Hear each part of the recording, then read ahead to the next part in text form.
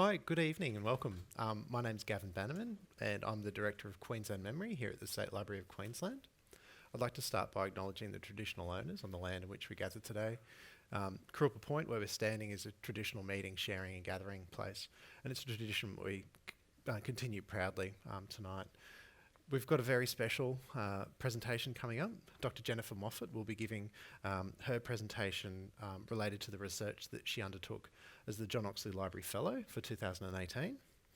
Her project, The Story of Queensland Selectors, How Those who won land in a ballot contributed to Queensland's social, economic and political development, has led to key outcomes that have furthered our Queensland history agenda here at State Library, including the collecting of unique oral histories, the telling of untold stories, and engaging people with that story. We have a little bit of a special prop for tonight, so thank you to the Museum of Lands Mapping and Surveying for the loan of the ballot box tonight. So, and thanks to Kay Nardella as well for managing that process and making sure that happens smoothly.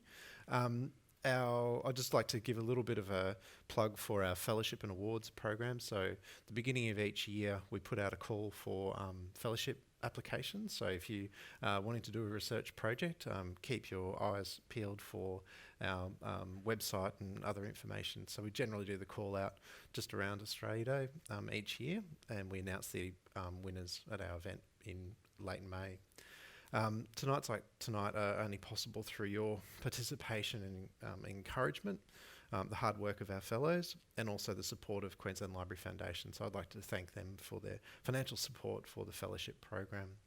But we're all here to hear about Dr. Moffatt's fantastic research. So without further ado, I'd like to welcome and introduce Dr. Moffatt. Thank you. Well, thank you, Gavin, for that introduction, and thank you, everyone, for coming tonight.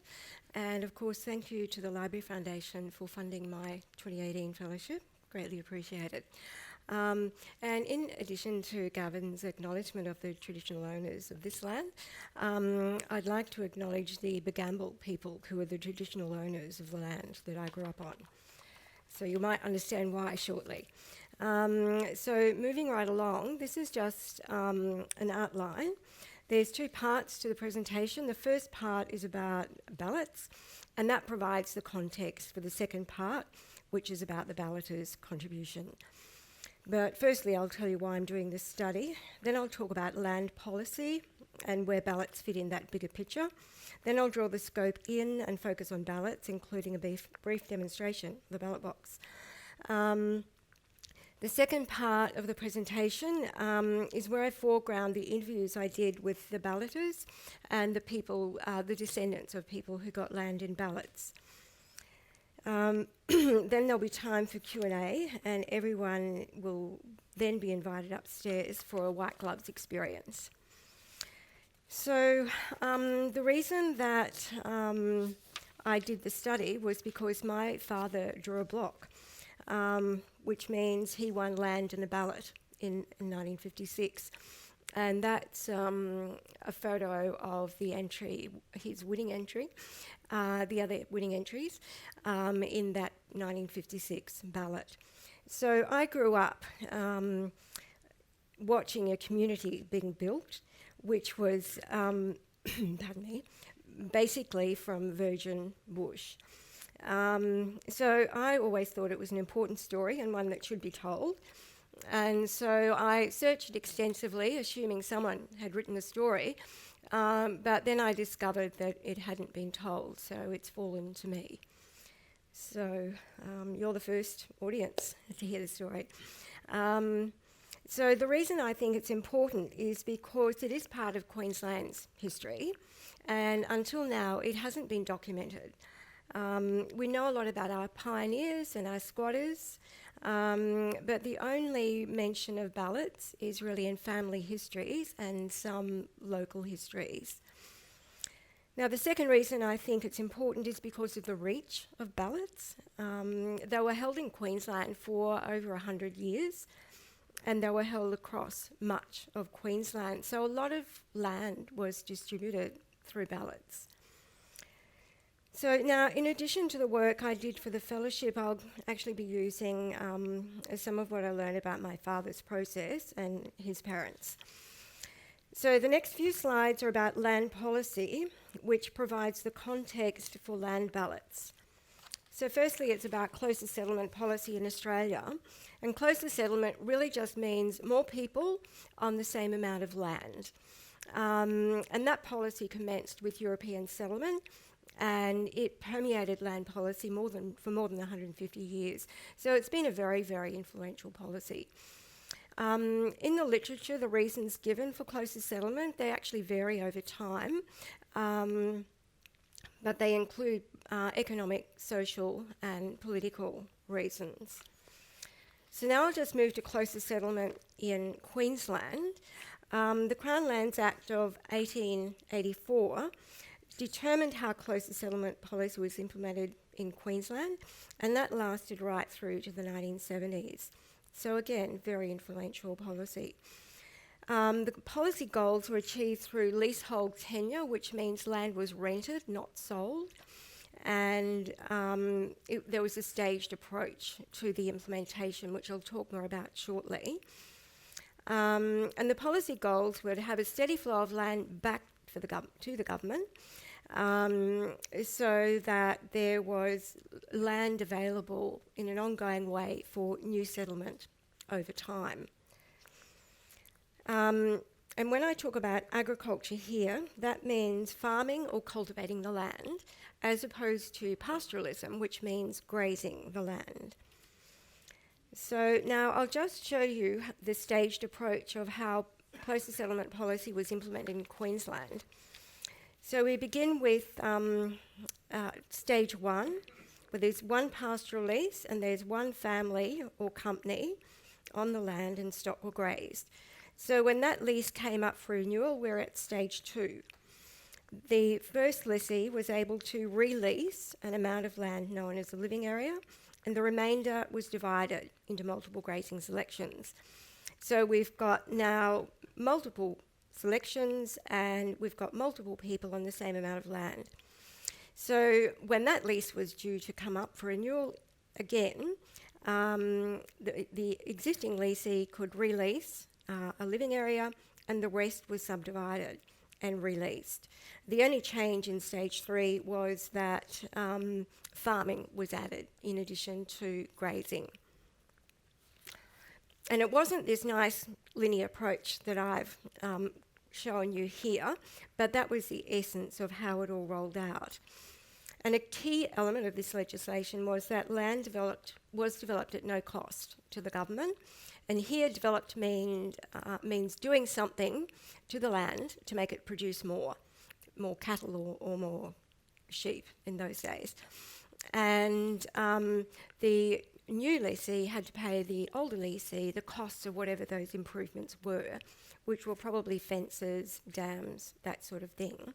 And the land was subdivided by surveyors, and the new lessees had to pay the government the cost of the surveying. So now I've boxed stage three because that's really where the second part of the presentation fits. And by stage three, we were in the 1950s and 60s. And the Lands Act, Amendment Act of 52, really incentivised lessees. Not only, they could not just release one living area, but two. So that made it very attractive, it was very successful, and that brought a lot of land back to the government for closer settlement, which was a goal achieved for the government. The other thing that changed is that when land was open for selection, it was open in areas and it was only open by ballot. So that changed significantly. So now I'll just show you quickly what closer settlement looked like on a map. Now this is, I've got incomplete information, so it's just illustrative. And this is a Darling Downs run map. In 1883, the blue area was 120,000 acres. In 1887, half was resumed, the right half was resumed, and the left half was released to the original lessees. at a year that I can't establish, that 74,000 acres became 4 portions, and then in 1978, that 74,000 acres became 13 portions. So that's close to settlement, and that happened all across Queensland for decades. And just for your interest, that star there, that represents a property of about 4,500 acres. So now the next couple of slides are about here how the land distribution actually happened on the ground. So going back to separation in 1859, all but about 60,000 acres was owned by the Crown. So it was distributed either through auction or by lease, and we're going down the lease path because that's what was balloted. So leasehold land was distributed by what's called selection, which is a term that comes from the legislation. So on the left-hand side of the screen, you can see if there was one applicant for a portion of land, then the land court made a decision about that. On the right-hand side, if there was more than one applicant for the same portion of land, that triggered a ballot. And the early legislation, it was known as priority by lot. So the point there is that a ballot really reflected demand. So moving on. A quick summary of balloting. As I've said, if more than one person applied for the same land, that triggered a ballot. Later on, there were group lands ballots, which I'll talk more about shortly. Balloting started in 1868, so about a decade after separation, and it lasted until 1986. The first system was called an envelope system, and that went from 1868 to 1915. Then we moved to this ballot box system from 1916, and it was no doubt because in 1915, a Lands Department officer in Surat was found to have tampered with the ballot. So no one's actually said that's why, but so that's the ballot box, which I'll demonstrate shortly. So these are the types of ballots. As I've said, it can be triggered when land was open for selection. There were land settlement schemes after each World War and post-prickly pear when the cactus blasters had eaten all the pear. A lot of that land was reopened, and for some of it was ballots only, and I'm not sure about the rest. Then there was targeted production. They tended to be the more recent schemes. And the ones that I have put in red font, I interviewed people from those schemes. So we'll be hearing a little bit more about that later. So I'm just going to walk you through land distribution at the operational level and the place of balloting. So generally, the first step was that land was declared open for selection in the Government Gazette. And that's an example from 1898. The next step was a lithograph. And I know you can't read that, but I'm going to give you some cropped sections shortly. On the left-hand side, really are the conditions of going in the ballot. Bottom left-hand corner are the portions that were open for ballot, and the right-hand side are maps of the portions. So this is a lithograph header, and it really just said when and where and when it had to be done by. And that's obviously from the Brigalow scheme. Then this is a cropped section of one of the portions, and it provided a great deal of information: the vegetation, acreage, landforms, improvements and roads. And that helped people work out whether or not they wanted to apply for that particular portion. Although a lot of people just didn't discriminate, they just applied for everything. And the records show my father did that. So now, if the ballot occurred in the 50s and 60s, it was under what was called the group provisions. And the first step was to apply to become a member of the group. So you submitted your application, and then you're assessed against selection criteria. And the criteria did come in fairly early on, but it became more stringent as time wore on.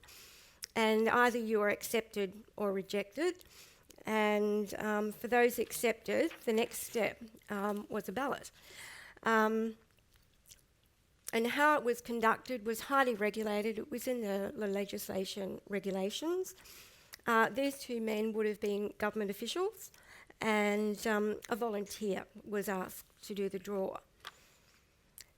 So now we have the luck of the draw. People usually found out by telegram that they'd won land in a ballot, but it was also on the ABC radio news. And it was a momentous day for some, because for many it was what Ross Johnson called the call of the land. And what they actually won was the right to rent that portion of land.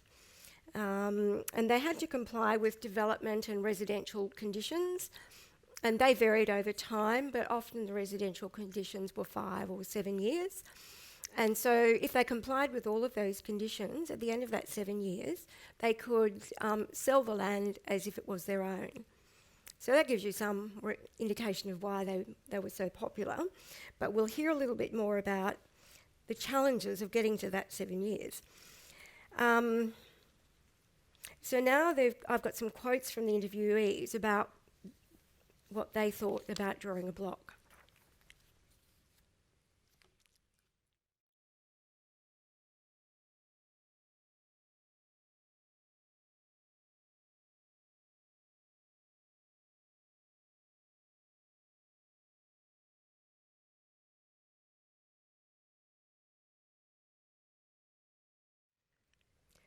All right, so we're moving right along. I can see people are still reading.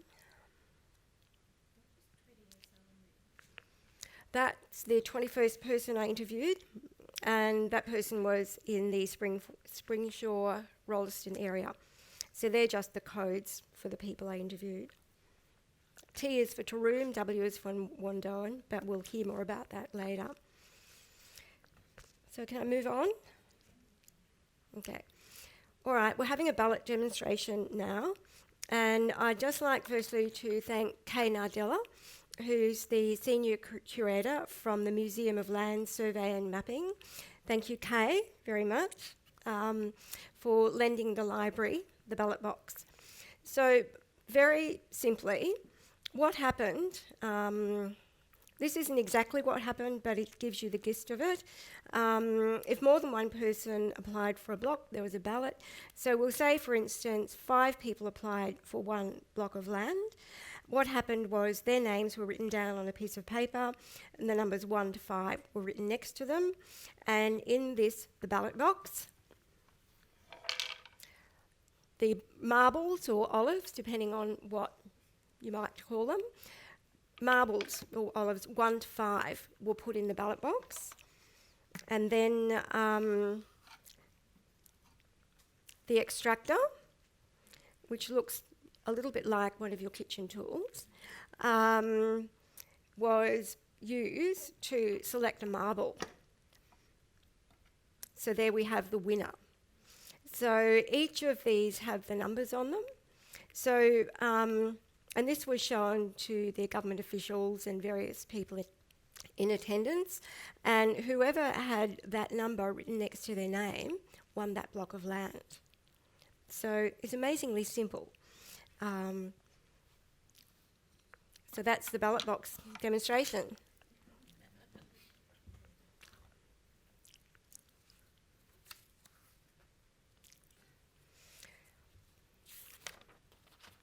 All right, so just to recap, I've covered the part on ballots. We've got an idea of where they fitted in that bigger picture, and we know how they were conducted. So now I'll talk about the land ballot project, which was the subject of the fellowship. And firstly, the study design and then the contributions. But what I discovered in doing the interviews is that there's not one, but there's many stories about land ballots. And certainly there was an expectation that any story about land ballots would talk about all of the ballots. And certainly I'd be hoping to do that in the book.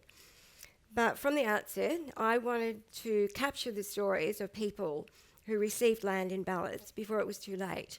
So I really focused on the recent schemes and sought out people who had received land in ballots or descendants of those people. And so that's what I'm presenting tonight. But firstly, the study design. The Historical Society's recruited for me, so I would like to say a very big thank you to those people. And importantly, I want to acknowledge and thank the 34 people in the 27 interviews whose data I'm about to share to illustrate points in the analysis. Now, as Gavin indicated, most of these interviews are going to end up in the State Library catalogue, so you'll be able to listen to the audios or read the transcripts. So the information I've already given you about land policy and balloting came from the archival research. So I have to own up to my interpretive lens, which is from a social science background, the fieldwork experience from this project, the literature, and the biases of a balloter's daughter. So I'd like to thank the following people for their help. Firstly, Diana Fraser from the Juanda Historical Site at Wandoan, Glenys Shearer from the Taroom Historical Society and Taroom Museum, Monica Atfield from the Dawson Folk Museum at Theodore, John Williams from the Bohenia Shire History Group, Springshaw, and Murray Reid from the Emerald Historical Society. And certainly this study wouldn't have happened without their generous help. So now this is who I interviewed. If you look at the nearby towns, it was a trip through central Queensland, a road trip through central Queensland. But that's where the recent schemes were. So now looking at the schemes, I interviewed 5 people from the Wandoan World War II soldier settlement scheme, and there were 2 ballots in 1952 and 54. The first one was for ex-servicemen only. The second one was open, but there were specified blocks for ex-servicemen, and that happened in a lot of the ballots. And I understand that all of those blocks were ballots. They were all very close to Wandoan because they were supposed to be dairying, but some chose sheep. I interviewed 6 people from the Brigalow scheme, which ran from 1962 to 74, and it was the largest of more than 1 million hectares and the most expensive with $23 million. It was the most expensive up until then, and it was all about increasing beef production. The nearby towns for that scheme were Taroom, Theodore, Rolleston, Duranga, east of Claremont and south of Nebo, and 75% of that land was balloted. With the ex-Queensland British Food Corporation, I interviewed people in the Orion and Dairy area, and those ballots happened in 1956. The ex-British Food Corporation was a failed farming scheme, and most of that land was subsequently balloted, and that was all about grain production.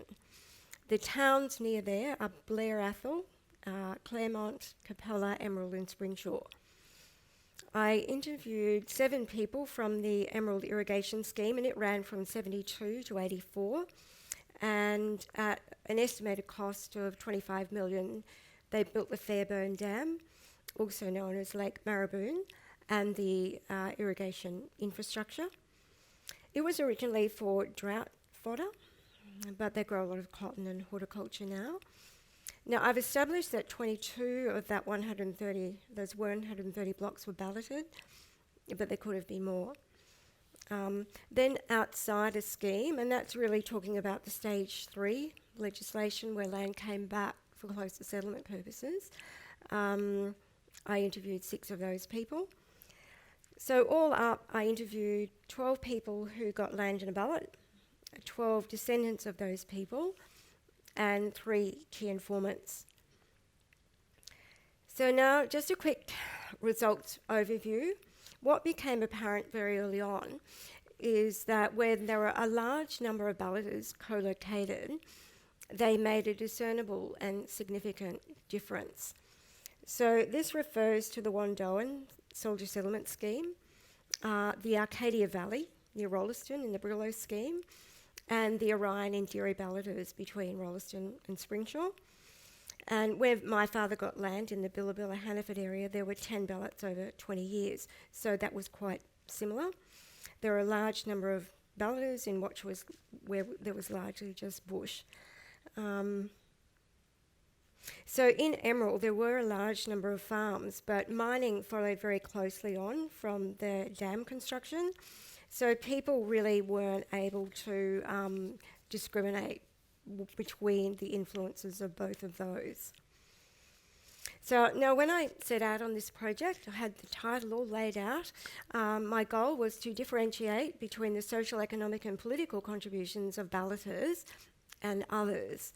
And for any of you who've seen the digital story, I did give the 3-minute version of that. But it became more complicated. And the level of detail that I was hoping to uncover simply doesn't exist. It was never collected, certainly for the ballots, and it couldn't have been done for outside the schemes. And additionally, of course, the social, economic and political were all interwoven. So I've borrowed from an international agriculture development framework, which was quite a good fit for much of my data. So we'll move to the contributions, but firstly, a bit of context for my interviews. This was the 50s to the 70s that my interviewees were talking about. So closer settlement policy was alive and well. We're in stage 3 of the policy implementation. Politically, it was a pro-development agenda. The whole purpose of the Crosser report, which is a very influential inquiry report at that time, was how to best settle the pastoral land and ensure maximum development, preservation and production. So it was all about development. But more broadly, we were part of Australia's nation-building phase. And certainly post-World War, the world needed food, and Australia has always been a primary producer. So it was all about food production. And certainly post-war mechanisation came, and that was very influential with agriculture. And certainly climate has always influenced agriculture. So going to food production, it was estimated that the Brillo scheme was going to increase beef production tonnage by 550%. And that was an ABARE report that was done that helped them make the decision to run that scheme. Now, in Theodore, they went from 0 to 3 sets of cattle yards in a few short years. Wandoan went from 0 to having the largest monthly cattle sale in the area. And then Wandoan became the area for prime hard wheat production. So the balloters started dairying, then moved to cattle and some on to wheat. So I'll just read what a balloter's daughter remembers about the wheat days. I remember the trucks of wheat lined up from the wheat silos past the bowls club, and at least 2, sometimes 3 abreast, lining up to deliver wheat. That's a couple of kilometres. So it was a huge wheat production area, but the point I need to reinforce here is I'm talking about everyone's production, not just the balloters. So moving on to mechanisation, a very easy illustration is tree clearing. Pre-mechanisation, you could do 1 tree at a time, which was chipping the bark around the outside of the tree, and the tree would die. When mechanisation came, you had 2 large tractors with a chain between them, and they just pulled everything. So you went from a tree at a time to a paddock at a time. So mechanisation significantly changed agriculture. So now the economic contribution. This is what the interviewees said about the economic contribution of balloters. this is a list of the businesses that were supported. So you can see it's a very wide range of economic contributions. And additionally, there were farm employees and the money that they contributed locally. And most people dealt locally when they could, but a lot of people had family outside the area and other networks that meant they went further afield for their shopping. And also what's not on the list is the Australian Taxation Office with all those new taxpayers. The Emerald Irrigation Scheme estimated that once that scheme was completed, there would be an extra $1 million a year just in tax revenue. So, and also there was local government rates that were in addition. So the next few slides, we're changing track a bit. They're about the resources that the balloters had and how they used them. So this slide is about natural capital. And at first glance, they had natural capital in abundance. They had thousands of acres. But there were some drawbacks, as these quotes show. For many of them, winning the land was all they'd ever dreamed of. But they had to do quite a bit of work before they actually made a living off it. And the usual things were clearing trees, putting up fences, putting in dams, those sorts of things. So moving on to the financial capital, well, basically they had nil. Generally, to be eligible for a ballot, you had to be landless and have insufficient money to purchase a land. So they were, by default, not going to have much money. So they had natural capital that needed a large injection of money to turn it into an income, and they didn't have money, so they borrowed. And really that's where those tin sheds and dirt floor stories come from, because there just wasn't spare money to build a house for a few years, because there was rent and rates to be paid and there was a debt to be serviced, but really no real income. So where their strength really appears to be is in human and social capital. Human capital is really about the skills and the knowledge that we have, and social capital is about our networks, our values, shared vision, and a commitment to action. And so the balloters were a diverse group, many without a farming background, and collectively they brought a significant amount of human capital. And a lot of them came from other areas or other states, so they called on those networks, as well as developing their new networks. So there was a lot of comments about neighbours and friends joining together and helping each other. And there was a lot of family support as well, but all of the help really was in kind.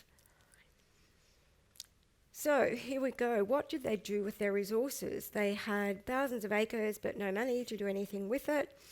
So what did they do? The answer from the interview data says that they created proactive communities, they were politically aware and strategic, and they were intent on creating a future for themselves and their children. But they brought new ideas and they created knowledge. And certainly there was isolation, but there are a lot of new social activities as well. So I think an important part of the land ballot story is about how the balloters used their resources. They created communities and they created change, and that was how they contributed to Queensland's rural development. So now just some quotes to illustrate those points. So they said, right, if we want it, we have to make it happen. They were very politically aware and strategic, so they worked out what they wanted, then which committee would take them to where they needed to go. They brought new ideas. They dared to bring Brahman cattle into Hereford country. They introduced contour banks. So they created knowledge because very often what they were doing hadn't been done before, so they had to work out how to do it. And socially, there were sports, dances, and much, much more. So the next slide is a collection of ideas that came out of the interviews. The doubters, there were a lot of people who just doubted whether balloters would ever make it, because they were so resource poor and financially. And a lot of them didn't have a farming background. There were a few comments about conducting experiments and feeling like guinea pigs, because the government was learning too about things, how to develop this land. But there were leaders emerge as well. Many of the people that I interviewed had leadership positions in their local communities. There were people who went on to state leadership positions, federal government leadership positions, but also they had good access to influential people.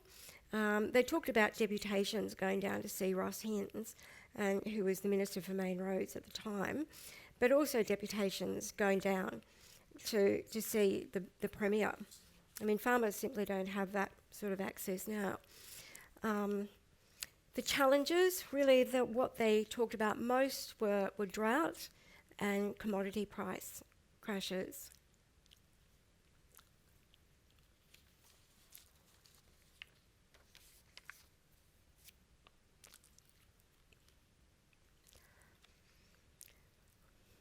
So just moving on, we are almost finished. These are achievements that the balloters talked about.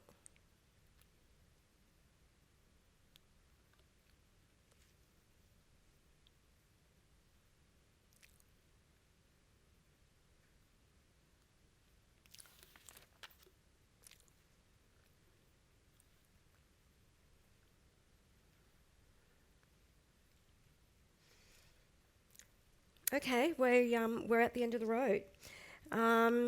My goal for the fellowship was to fill a gap in our knowledge of Queensland's history. We know about the squatters and the pioneers, and until now our knowledge about land ballots was in local and family histories. And tonight I've added to that knowledge. I wanted to hear directly from the balloters and their descendants. I wanted to hear what their land ballot stories were. And I did want to identify the social, economic and political contributions. And while I didn't manage a definitive account, I hope that I have conveyed to you the story of land ballots. But as I said earlier, it's one of many stories of land ballots. And thank you for listening. So if you've got anything to add, I'd be happy to hear from you. Thank you.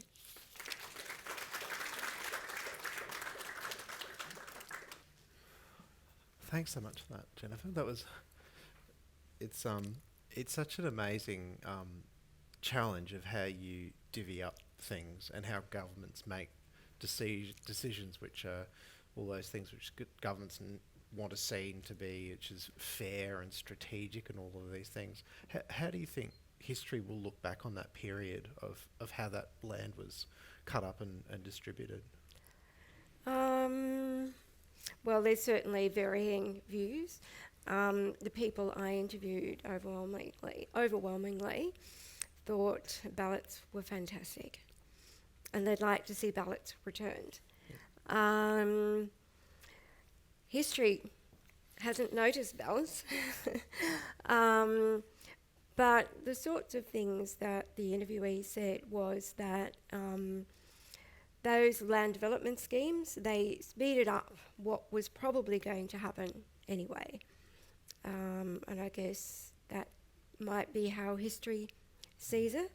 And I guess the other thing is we've got a lot more knowledge now about land development and how we should develop it.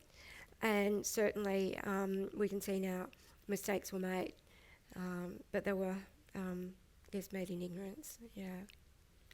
And what's the proportion of the next generations who've stayed in those communities or stayed on those properties? Well, that's a very difficult to know. A very small proportion. One of the ongoing issues with land ballots, an ongoing complaint was that the blocks were too small. And it's sort of generally agreed that by the time we got to the Brigalow scheme, the government got it right. And what that meant was that people had to work really hard to make a living. Sometimes they had to overwork for land just to make a living. A lot of them sort of got second jobs as well. But again and again, I sort of heard that people didn't have enough land to be able to continue. They didn't make enough income to buy another block of land to set their son up, for example. So it was very, ballots were very limited in that way.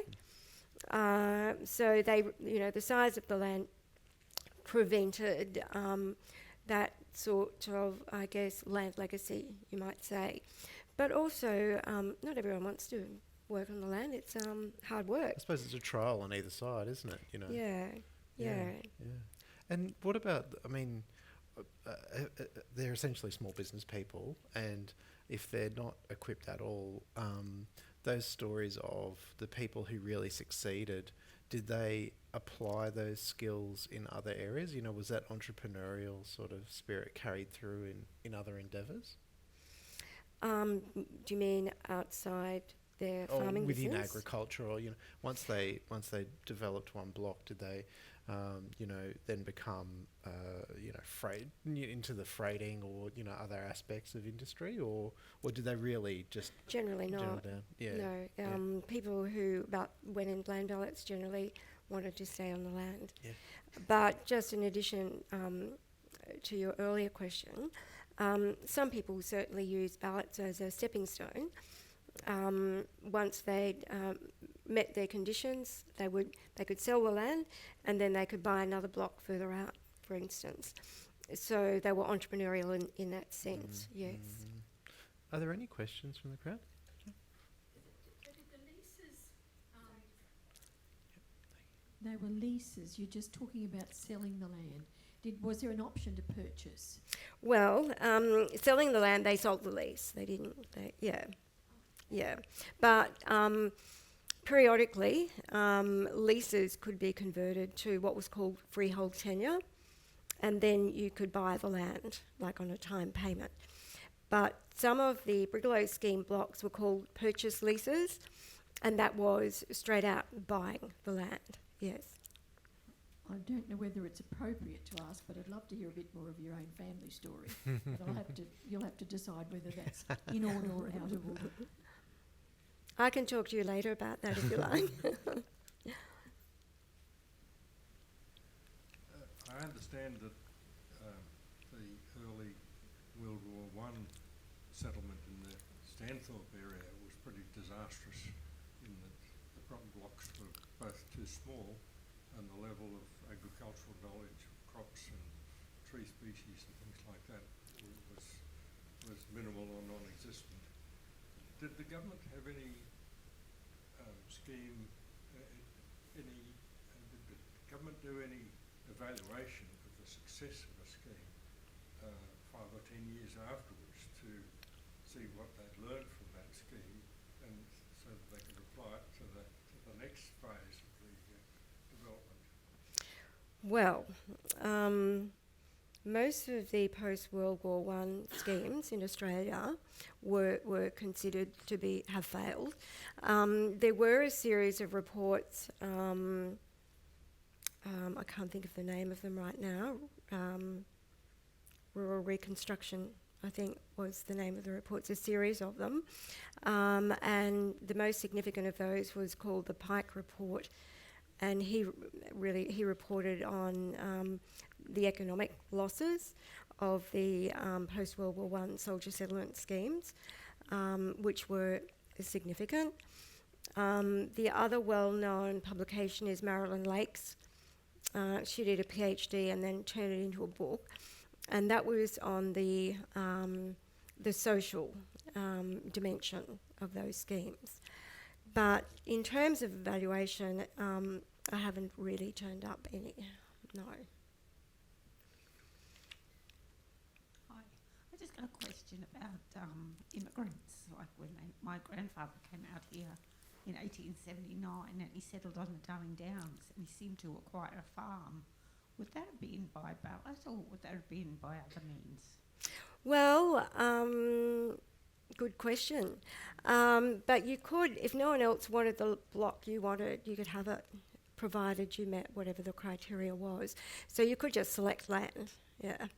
And my grandfather, interesting, my grandmother had to buy one half, what was subdivided. She bought half, and then no one wanted the other half for about 5 years, so he then selected it.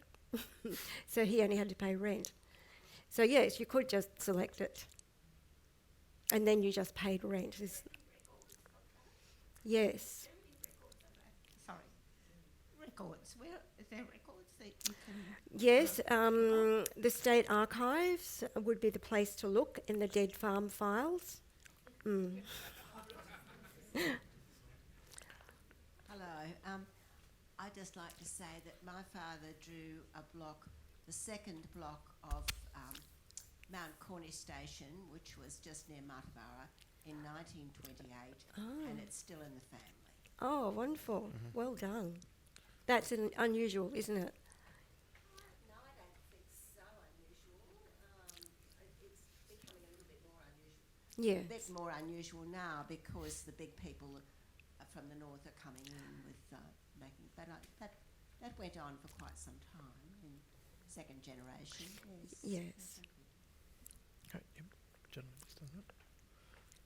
Thanks for your patience, because with the microphone it picks it up on the video recording. So all I'm just interested in women balloters, because I was surprised the other day talking to a local historian out the Gap that one of the original 9 soldier settlements there was a nurse, which surprised me. And I know that I had a great aunt who was a nurse in the First War, who was on a block in sugar country in Mackay. So did you find much about women in the ballot? Were there any restrictions on them, or did they do it, or did you stumble across any that decided to be farmers? Well, it varied over time, is the short answer. But there were generally restrictions with women selecting land. Single women, it appeared, could. Married women couldn't, but divorced women could. And interestingly, my great-great-grandmother, she and her husband-to-be selected a block each 1 year and got married the next year. If they'd done it the other way around, they could have only had one between them. But there's certainly, I haven't investigated the gender issue really, but I was told that one woman who won a block in the Brigalow scheme, she put her name down and it had on the form male, and she just wrote FE in front of it, and it went through. You said something interesting about separation from New South Wales, and at the time of separation, only about 60,000 acres of the land that's now Queensland was in private hands.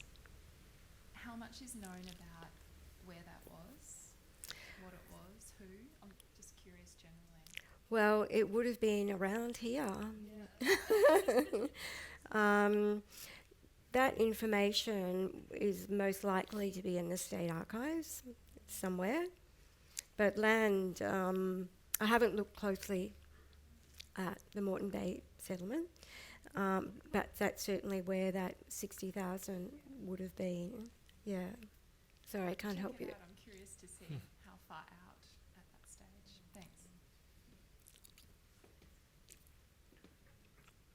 Oh, we've got. Hang on, Niles has an answer. Niles has an answer. Oh, okay. Thanks. In our department, the Department of Natural Resources and Mines and Energy, we have the titles information, and there were 2 title systems. The Torrens system was introduced in 1862. So I have access to a record that I use all the time that records all the deeds of grant that were issued under the old land system up to 1859. So I know the parishes and towns where those first freehold blocks were created, and it is in the southeast corner. So it's Mirrabara, it's Gatton, it's along the coast, and the Moreton district. So Jennifer's spot on. Okay, so about as far in as Gatton, just heading Yes, towards Gatton. Recipe. Gatton, Warwick, there were lots of blocks of land, freehold land in Warwick, Allara, the really early towns, Calvert, Ipswich, yeah.